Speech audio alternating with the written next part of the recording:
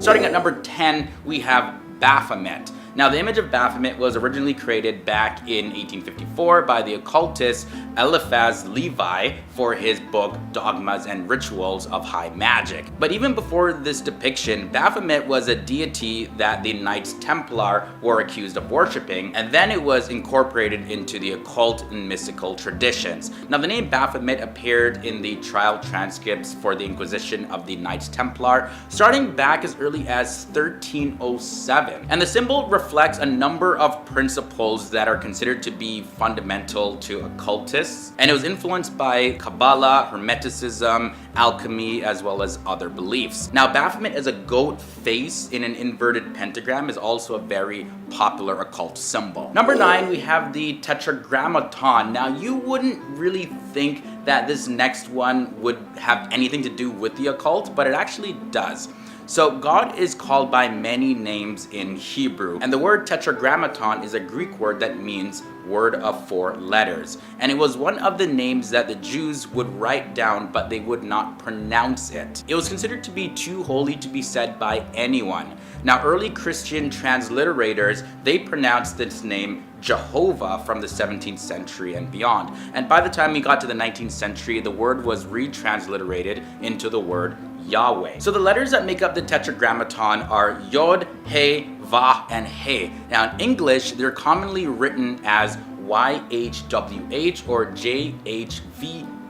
It's got the J and the Y as well as the V and the W can be translated into the same pronunciation. Now, occultists based in Judeo-Christian mythology consider the Hebrew names of God such as Adonai and Elohim to hold a lot of power in them, but none of them hold as much power as the Tetragrammaton. And in the occult, God is most commonly represented by the Tetragrammaton. And even occultists believe that, yeah, you do not say this word. There's so much power in it and people don't even understand the power that is in that word. Even Aleister Crowley was like, yeah, this word is very powerful. But now moving on to number 8, we have the Rosy Cross. The Rosy Cross is often associated with a number of different schools of thought, including the Golden Dawn, the Thelema, the OTO, as well as the Rosicrucians, also known as the Order of the Rose Cross. Now, each of these groups have a different type of interpretation of the symbol, and they use it in different ways, but this shouldn't be a surprise because magic, as well as occult and esoteric symbols,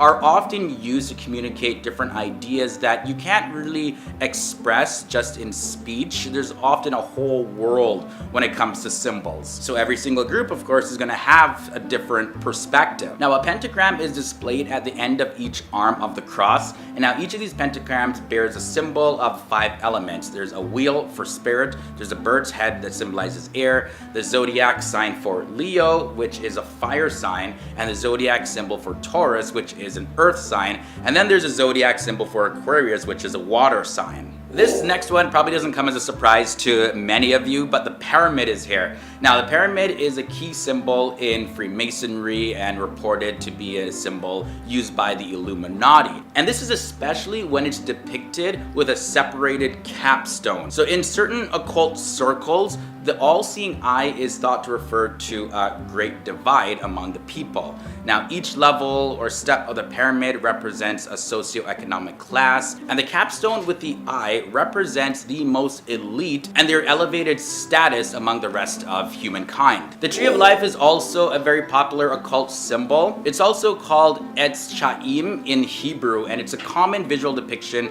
of the 10 Sephirot of Kabbalah. Each Sephirot represents an attribute of God through which he manifests his eternal will. Now, the Tree of Life doesn't represent a single sort of system or anything like that, but it can be applied to the formation and existence of both the physical as well as metaphysical worlds, as well as to one's own soul and state of being or understanding. On top of that, different schools of thoughts like Kabbalistic Judaism as well as modern Western occultism also offer different interpretations of the symbol. Halfway in at number 5, we have this one here, the evil eye. The evil eye is a curse that is believed to be cast when you give an evil glare, and it's usually given to a person when they are completely unaware that it's happening.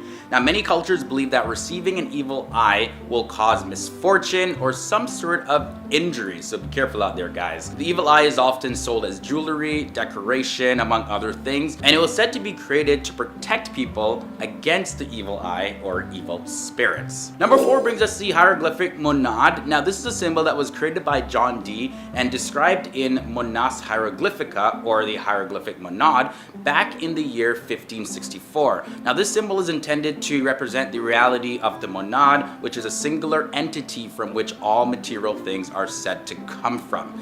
Now, the symbol is constructed from 4 distinct symbols. There's the astrological signs for the moon and the sun, as well as the cross, and the zodiac sign of Aries, the ram, represented by 2 semicircles at the bottom of the glyph. The symbol at number 3 is the seal of the truth of God. The sigillum Dei Emeth, or the seal of the truth of God, is most widely known through writings and artifacts from John Dee, who was a 16th century occultist as well as an astrologer in the court of Elizabeth I.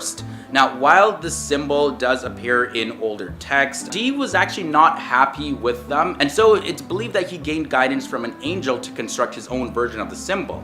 And now Dee's system of angelic magic, known as Enochian, is heavily rooted in the number 7, and it's a number which is strongly connected to the 7 traditional planets of astrology. So with this, the Sigillum Dei Emeth is primarily constructed of heptagrams, which are 7-pointed stars, and heptagons, which are 7-sided polygons. Now let's take a look at the created universe symbol. Occultists of the Renaissance period, they offer contradictory views of the created universe, and there was a sort of common sense struggle between spirit and matter, where material things are imperfect and contrary to spiritual things, as per modern Christian teachings. And now the illustrator and occultist Robert Fludd often promoted this view as well, and because Christianity envisions God as a tripartite being, we have the Father, Son, and Holy Ghost, all united within a single Godhead, the triangle is commonly used as a symbol for God. Now the upper triangle of this whole symbol here, with a tetragrammaton in the middle of it, symbolizes the totality of God. And in the lower triangle, we see 3 circles in it,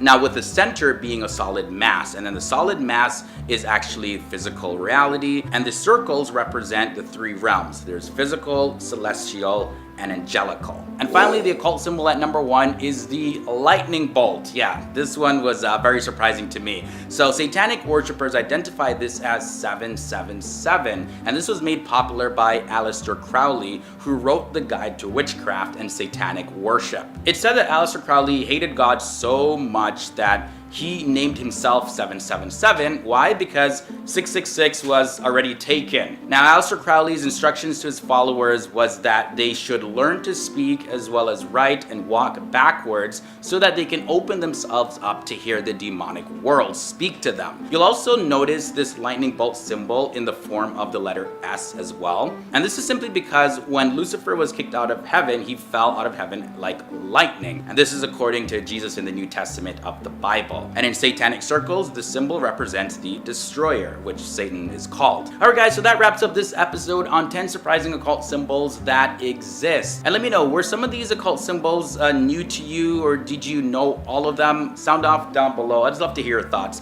and comments about anything that I mentioned in this episode as well. Now guys, before I head on out, I'm going to be replying to some of your comments that you left, specifically on a video that we did titled 10 Most Popular Gods That People Worship. So let's jump into those comments right now. The first comment comes from Malcolm Baxter, and he says, FTD Facts, I'm loving the trends of gods and stuff that you're covering and explaining. Keep it up. Good job. And I know a lot of you guys have been asking about do things more related to God and spirituality, and asking for us to do videos about different beliefs, because there's so much to talk about. So I'm really glad that you guys are actually enjoying this, and if it's something that you want to see more of, keep letting me know below in the comment section. Definitely a lot of these videos are based on what you guys are suggesting. Now the next commenter is Super Syed, and he says, God is someone who created everything. Simple. Well, that depends on your definition of God, because in some spheres, the God with a lowercase g actually means a type of ruler or just someone who's given an elevated status in society. Like for example, the famous Indian cricket player Sachin Tendulkar, he's called the god of cricket. Not that he's a god that like created people or anything, but he played the game so good that it was like he was elevated above anyone else in the world of cricket. So in that sense, you can see that the term God can be used in many different ways, not just referring to the belief in a creator God. Alright, so now let's see what 11 Starfire had to say. You left out one very, very important god that people have worshipped since before Zeus and still openly worship today. Money. And honestly, this is probably one of the realest comments that I've seen in a while, because yeah, it's so true. I was thinking about this, I'm like, how am I gonna respond to this? And then I was looking, I'm like, yeah, we say the terms all the time. I need money, I need money. Oh my god, I don't have any money. And then it's like money becomes our god. But I'm like, didn't humans create money? Money is actually a tool. It's a medium of exchange. We created it. We got power over money. So great comment, man. Definitely made me think a lot more. And number 10, where is Eden? The Garden of Eden mentioned with Adam and Eve. They led a beautiful life in the Garden of Eden until they ruined their blessings and introduced sin into the world. But where exactly is Eden anyways? No one's really sure. In the Bible, it is stated that a river went out from Eden to water the garden. From there, it divided and became the source of 4 rivers. And the name of the first river is Pishon, which flows through the entire land of Havilah, where there is gold. Now, the name of the second is Gihon, which flows through the entire land of Cush. Now, the name of the third one is Tigris, which runs east of Assyria. And the fourth river is Euphrates, as it's mentioned in the book of Genesis, chapter 2, verses 10 to 14. But no one knows where the first humans experienced Eden and precisely where the garden is actually located. 2 of the 4 rivers mentioned in the book, Tigris and Euphrates, they exist and we know where they are today, but the other 2 haven't 100% been confirmed. Guesses are that Eden is in the Middle East based on the river Tigris and the river Euphrates, but no one knows 100% for sure. Now moving on to number 9, did dinosaurs exist as well as other creatures? Okay, so modern science has found proof for the existence of dinosaurs, but the Bible doesn't talk about them as modern education does. In the Bible, 2 creatures are mentioned that are monstrous in size and have supernatural characteristics, unlike the animals we know today. Could this be in reference to dinosaurs or maybe some other type of creature? One of the creatures is Behemoth, that's described as a beast to be feared and which can only be killed by God's sword. Now the other is a multi-headed beast called Leviathan. And in the Old Testament, Leviathan appears in the book of Psalms chapter 74 verses 14 as a multi-headed sea serpent that is killed by God and given as food to the Hebrews in the wilderness. So as you and I both know, this planet, we see some pretty interesting and strange looking creatures from time to time. But the ones described in the Bible, they seem to have otherworldly origins. Moving on to number 8, how did the giants come to an end? So giants have been mentioned in the Bible quite a few times. In the book of Genesis 6 verse 4, it said, the Nephilim were in the earth in those days, and also after that, when the sons of God came in onto the daughters of men, and they bare children to them. The same were the mighty men that were of old, men of renown.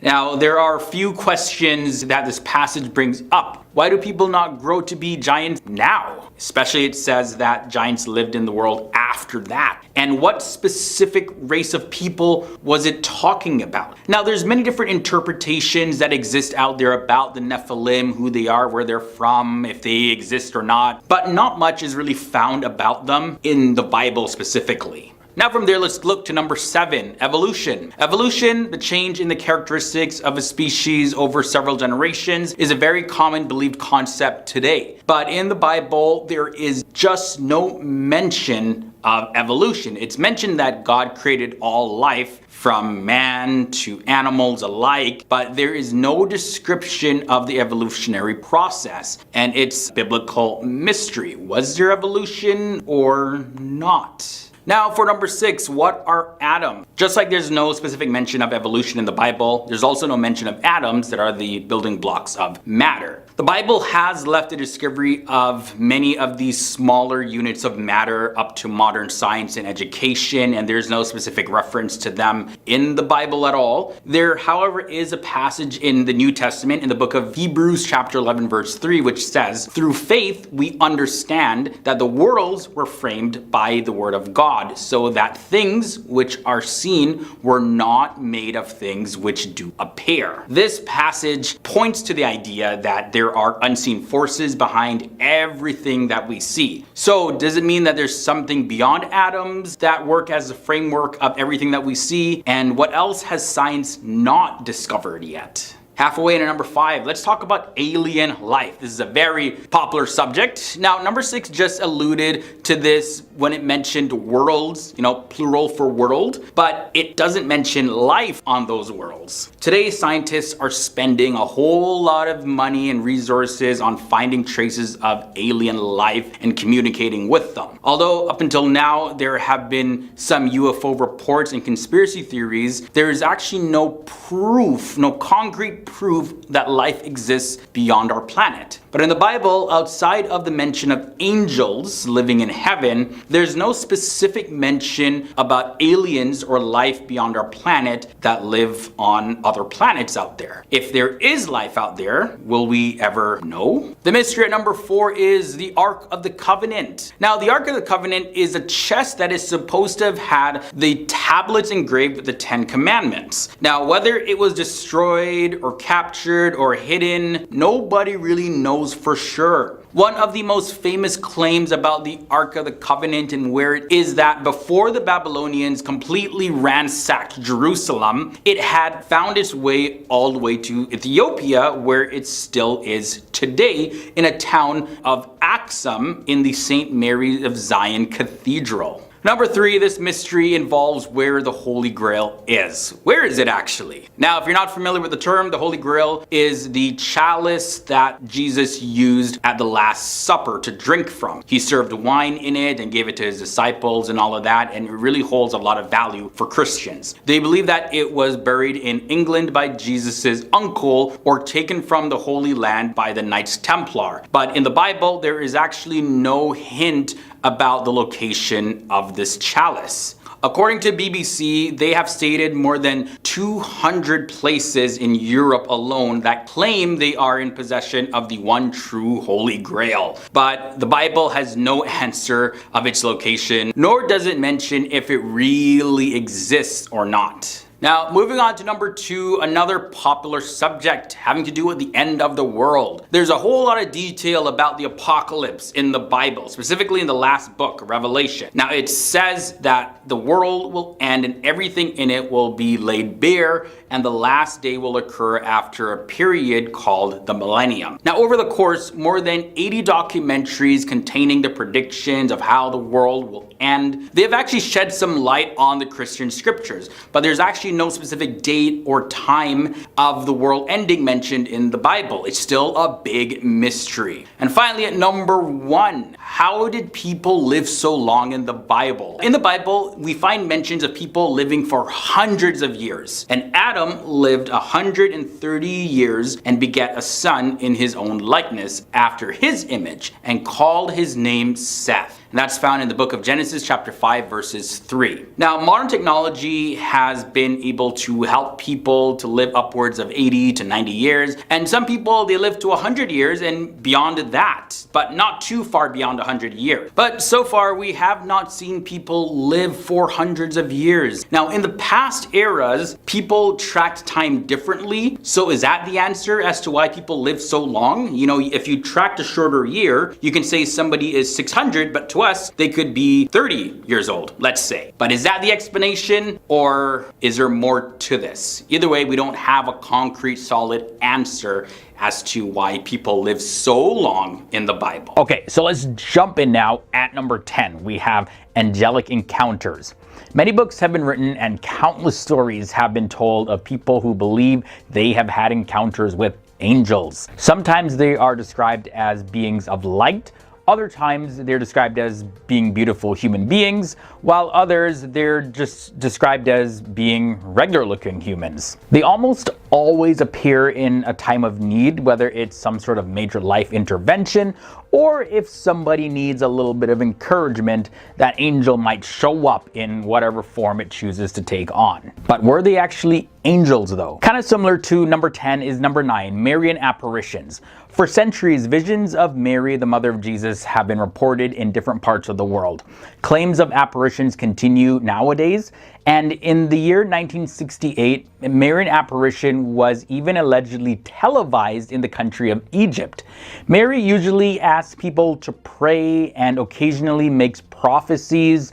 Of course, there's a very famous occurrence happening in Fatima, Portugal, where they said Mary had made a prophecy there. But skeptics say that these visions and these appearances of Mary are hallucinations or maybe even mass hysteria. And there's even others that say that this is actually comparable to when people see UFOs and have alien encounters. Mystery number 8 is the Ark of the Covenant. The New Testament book of Exodus describes in detail this box that's overlaid with gold, and it was something that the ancient Israelites built from God's instructions to contain the tablets that hold the 10 Commandments. But not only that, the Israelites carried it wherever they went, and even into battles, because it was said to have incredible powers. The ark was to represent the throne of God, and some think that the ark was literally a transmitter of God's power, and in turn made it a very powerful weapon. It is believed by many researchers that the ark is actually still in existence today, but it's hidden and protected somewhere in the world. Number 7 brings us to a fascinating mystery. Incorruptibles. Now, if you're not familiar with that term, incorruptibles are bodies of people, usually saints or other people that are revered, that miraculously do not decay, even after decades or even centuries. The bodies often lie in public view in churches and shrines, and saints and popes and even some companions of the Islamic prophet Muhammad are among those whose bodies are believed to have been preserved. There was one case of the Blessed Margaret of Mottola, and it was recorded in an article called Saints Preserve Us. And the article says, and I quote, "She died in 1330, but in 1558 her remains had to be transferred because her coffin was rotting away. Witnesses say the clothes have rotted, but Margaret's body hadn't." Stigmata comes in at number 6. This is one of the most controversial mysteries in this episode. When a person is somehow inflicted with the wounds of crucifixion, like Jesus had in their palms usually, or sometimes in their feet, that is known as stigmata. This phenomenon dates back to at least Saint Francis of Assisi and has been claimed by numerous people since then. Many unofficial accounts of stigmatas have been proven to be frauds though, where people were found out to have just put the wounds in their bodies themselves. Weeping and bleeding icons is another big mystery.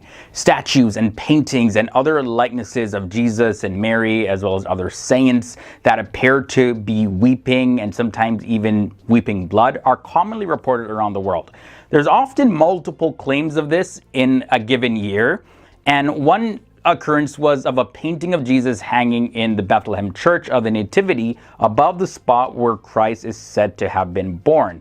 It's seen to be weeping red tears. Others include the Weeping Madonna in Toronto, Canada, and many, many others. Skeptics, though, suspect fraud in all of these cases. The healing power of prayer comes up next. There is definitely a big ongoing debate about the healing power of prayer. You'll see articles and videos of experiments being carried out that show that prayer played a vital role in healing somebody.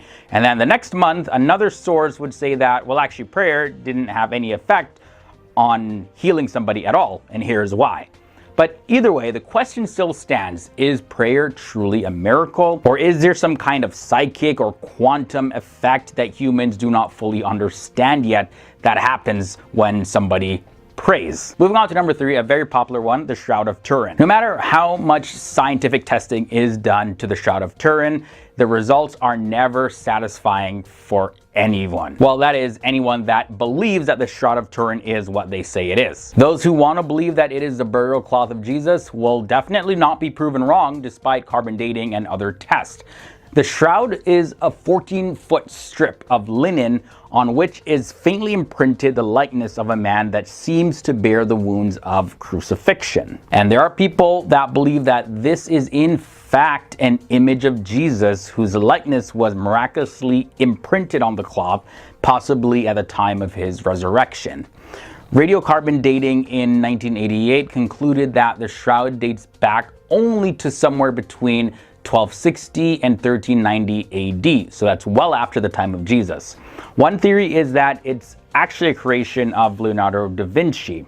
Either way, those who believe this is in fact a face covering for Jesus question how accurate radiocarbon dating is anyways. Let's look at the Star of Bethlehem at number 2. While billions of people around the world accept New Testament Gospels as being fact, religious scholars and scientists, they often seek a scientific basis for many of the events that are described in the New Testament. And one common occurrence referred to in the New Testament is the Star of Bethlehem. According to the Gospel of Matthew, there were some magi who arrived in Jerusalem and they were in search for the newborn King of the Jews, saying that they had followed a moving star to get there. Researchers say that the star could have been something else, like a comet or the planet Jupiter or a supernova or even a UFO. But whatever was seen in the sky that night still remains a topic of debate. Was it actually a star or was it something else? We end this episode off at number 1. Let's take a look at prophecies. Various religions and their foundational texts, they're filled with prophecies that believers say have been or will eventually be proven true. Most religions across the board would agree that a prophet is a person who receives a divine message and speaks to other human beings on behalf of a deity. Now, whether the gift of prophecy continues in our present world, it's definitely still a subject of theological debate. But in recent years, self-described prophets, they have multiplied in the world. Many claim to be hearing directly from God, only to be exposed as frauds when what they said was to happen didn't actually happen, and others would admit that they have lied. Yet still, there are those who believe that God can and has in fact spoken to people through various means, and that all true prophecies and prophets will eventually be proven to be 100% true. 10. Let's look at the handshakes when it comes to Freemasonry. So the Freemasons use a variety of different types of handshakes in order to greet each other. And these handshakes are actually based on a Mason's rank within the organization. So there is different handshakes for each degree. For example, apprentice, fellow craft, and master mason, etc., etc. These are the first degrees, by the way, but there's also various different other higher degrees that come with different handshakes. Now, each rite has its own handshakes, like I mentioned, so there's definitely quite a bit of them. They're used during Masonic ceremonies, as well as, like I mentioned, also greeting each fellow Mason. Now, for number 9, let's look at the symbol. The symbols commonly seen that are associated with Freemasons are considered to be arcane secrets by many, but they actually aren't really that secretive. So the most popular is the all-seeing eye. And this is a very old symbol. It's used to represent the all-knowing quality of God and was not actually designed by Masons. It existed before that. Now, the square and compasses, those represent the art of building and architect. However, in the middle has a degree of ambiguity that grounds it. Some believe that it represents God, the G, or it represents geometry, which is the basis of the entire universal design. Another symbol of Freemasons that takes inspiration from the world around us is the beehive. Well, the beehive symbolizes the busyness of the people that are a part of Freemasons. They're always up to something, always building something, always doing something. Now for number 8, banned by Catholics. The Catholic Church first condemned Freemasonry in the year 1738, and it was prompted by concern concern over Masonic temples and that the secret rituals were being performed inside of them. In the 19th century, the Vatican even called the Masons the synagogue of Satan. The church went even further in the year 1983, declaring this, and I quote, "Their principles have always been considered irreconcilable with the doctrine of the church, and therefore membership in them remains forbidden. The faithful who enroll in Masonic associations are in a state of grave sin and may not receive Holy Communion." From there, let's look at number 7, the use of numbers. Numbers are very symbolic in Freemasonry. The number 3, 5, and 7 are very important. Now, the number 3 is another way of expressing the sacred idea of the triangle. Also, the number 3 symbolizes the deity, or God, and the number 5 represents the 5 human senses, as well as the 5 points of fellowship, and the 5-pointed star, and geometry is called the 5th sense. So we see a lot of symbolism with the number 5 there. Now, Pythagoreans, they consider the use of the number 5 mystical because it is a union of the first even number and the first odd number. And this symbolizes mixed conditions of order and disorder, happiness and misfortune, life and death.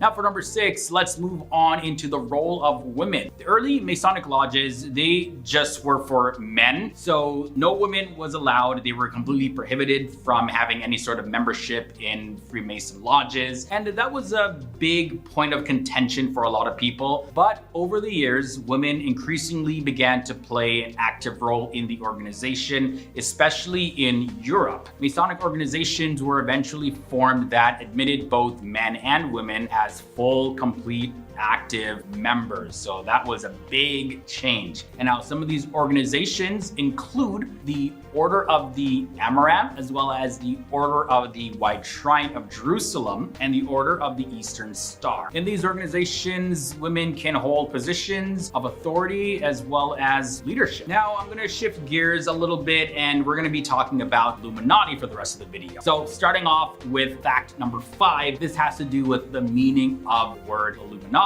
So let's dive into that. It's going to be pretty interesting, so hope you keep on watching. The Illuminati is a name given to several groups, both real and fictitious groups. Now, historically, the name usually refers to the Bavarian Illuminati. And if you don't know, Bavaria is a state in southeastern Germany. The reason why I say that this is a name of several groups is because of what the term Illuminati actually means. It's a Latin word for enlightened, and this usually applies to groups that believe that they have some sort of secret or superior knowledge, whether it's spiritual knowledge or scientific knowledge or any other type of knowledge. So that knowledge that they hold would be a source of enlightenment. Therefore, the term can apply to various different groups. Oh, we have the secret knowledge, we're enlightened, Illuminati. Now, for fact number 4, did you know that the Illuminati is an outlawed organization? One begs to ask, why all this secrecy and mystery around the Illuminati today and so much speculation on whether or not they're actually real or fake? Well, the Illuminati is a secret organization today because it was actually outlawed. So when we look back at June 1784, Bavarian leader Karl Theodor banned all secret societies,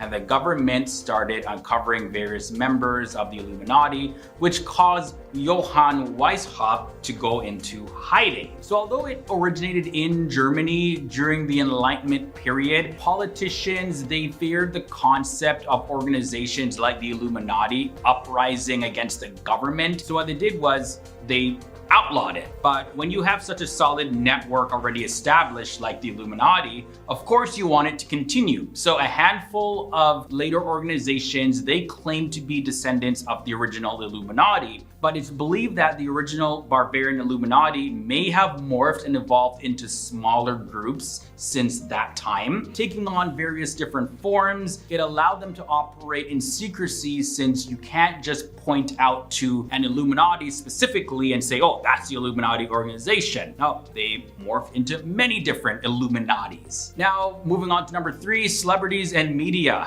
Probably the biggest belief in the world about the Illuminati is that they, in various different forms, they propagate certain messages to the world through the media, through celebrities. So many celebrities and other popular figures are believed to be actual members of the Illuminati. Some celebrities, just to name a few, are Beyonce and Jay-Z, Britney Spears, former President of the United States, Barack Obama, Lady Gaga, Angelina Jolie, Will Smith, Kanye West, and Kim Kardashian. And honestly, the list goes on and on. We could probably make a full video just on celebrities that are believed to be part of the Illuminati. Either way though, I have no way of confirming these claims at all, yet some have been caught on camera using certain hand gestures, but these are just certain celebrities who have been suspected of being a part of the Illuminati. People be doing this and stuff like that, and like, interesting, I wonder if they're part of the Illuminati. Moving on to number 2, why the secrecy? Let's look more into this. Why do the Illuminati value secrecy so highly? We touched on this a little bit, but you know, they have their encoded signs and symbols and handshakes and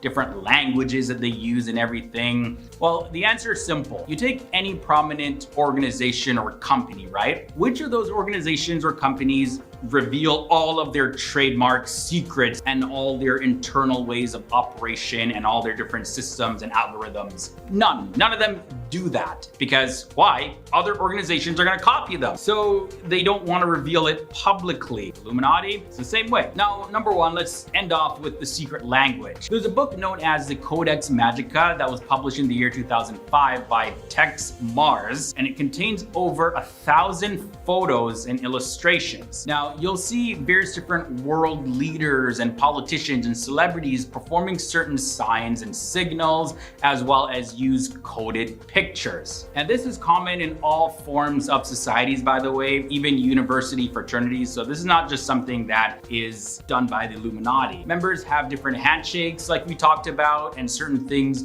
used among them. And it's not necessarily evil or anything. They just have a certain way of doing things, and they would maybe speak to some of their members in a different way using a different term. It's found in any organization. There may be certain lingo. So this is one of the reasons why it's believed that the Illuminati have a secret language that is actually being spoken all around us, because it's just not a foreign idea for them to actually have a secret spoken language.